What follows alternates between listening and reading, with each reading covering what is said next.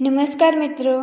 तो आज हम यहाँ पे एक कहानी की बात करेंगे, तो आप उसे अंत तक सुने। कहानी ऐसी है कि मीठी वाणी तुम ही हो ज्ञानी, अर्थात मीठी वाणी में बोलना ज़रूरी है। एक बार एक वीर राजा अपने सहचरों के साथ शिकार खेलने जंगल में गया था। वहाँ शिकार के चक्कर में सभी एक दूसरे से बिछड़ गए और एक दूसरे को खोजते हुए राजा ने एक नेत्रहीन सन की कुटिया में पहुंचकर अपने बिछड़े हुए साथियों के बारे में पूछा।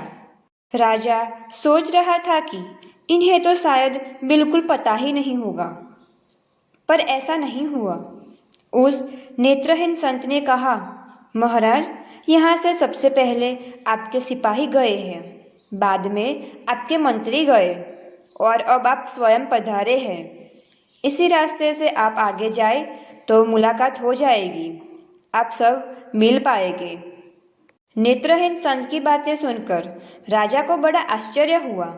संत के बताए हुए रास्ते में उस राजा ने अपना घोड़ा दौड़ाया और जल्द ही अपने सहयोगी से जा मिला और नेत्रहीन संत के कथा अनुसार ही एक दूसरे से आगे पीछे पहुँचे थे। मतलब उस संत ने बताए हुए क्रम अनुसार सब एक के बाद एक पहुँचे थे। यह बात राजा के दिमाग में घर कर गई कि नेत्रहीन संत को कैसे पता चला कि कौन किस ओहदे वाला जा रहा है। यह कैसे हुआ, पता लगाना ही होगा। बाद में वहां से लौटते समय राजा अपने अनुचरों को साथ लेकर संत की कुटिया में पहुंच गया और उसने संत से प्रश्न किया, आप नेत्रविहीन होते हुए कैसे जान गए कि कौन जा रहा है, कौन आ रहा है? राजा की बात सुनकर नेत्रहीन संत ने स्मित हास्य किया और कहा, महाराज, आदमी की हैसियत का ज्ञान नेत्रों से नहीं, उसकी बातचीत से होता है। अब आप ध्यान से सुनिए कि मुझे कैसे पता चला। सबसे पहले जब आपके सिपाही मेरे पास से गुजरे तब उन्होंने मुझसे पूछा कि ए अंधे, इधर से किसी के जाते हुए की आहट सुनाई दी क्या? तो तब मैं समझ गया कि यह कुछ संस्कार विहीन व्यक्ति, छोटी पदवी वाले सिपाही ही होंगे। बाद में जब आपके मंत्री जी आए तब उन्होंने पूछा, बाबा जी, इधर से किसी को जाते हुए देखा क्या आपने? तो मैं समझ गया कि यह किसी उच्च ओहदे वाला है, क्योंकि कोई भी बिना संस्कारित व्यक्ति किसी बड़े पर आसनस्थ नहीं होता। इसीलिए मैंने आपसे कहा कि सिपाहियों के पीछे मंत्री जी गए हैं। जब आप स्वयं आए तो आपने मुझसे कहा, सूरदास जी महाराज, आपको इधर से आगे निकलकर जाने वालों की आहट तो नहीं मिली, क्या बताने की कृपा करोगे?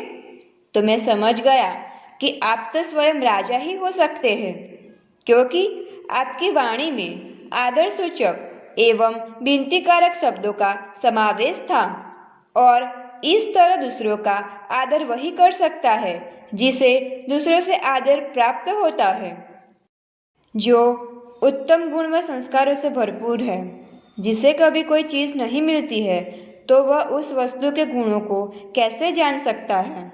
मतलब राजा को आदर प्राप्त हुआ तो आदर देना जान गया। राजन, और दूसरी बात, यह संसार एक वृक्ष स्वरूप है।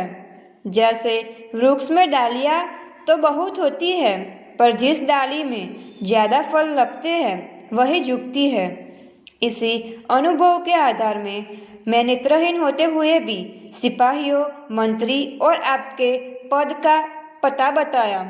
पर महाराज जी, अगर मुझसे गलती हुई हो तो क्षमा करें। राजा संत के अनुभव से प्रसन्न होकर संत की जीवन वृत्ति का प्रबंध राजकोष से करने का मंत्री जी को आदेश देकर वापस राजमहल आ गए। इस कहानी से हमें यह सीख मिलती है कि आजकल हमारे समाज में कई परिवार संस्कार विहीन होते जा रहे हैं। थोड़ा सा पद, पैसा व प्रतिष्ठा पाते ही दूसरों की अपेक्षा करते हैं, आलोचना करते हैं, मूल्यमापन करते हैं, जो उचित नहीं है। मधुर भाषा बोलने में किसी प्रकार का आर्थिक या अन्य नुकसान नहीं होता है। अंततः मीठा बोलने में कंजूसी नहीं करनी चाहिए। अर्थात आदमी की हैसियत का ज्ञान नेत्रों से नहीं होता, उसकी बातचीत से होता है। तो हमेशा अपनी वाणी मीठी होनी चाहिए। और ऐसे ही वीडियो देखने के लिए हमारी चैनल को लाइक, शेयर और सब्सक्राइब कीजिए।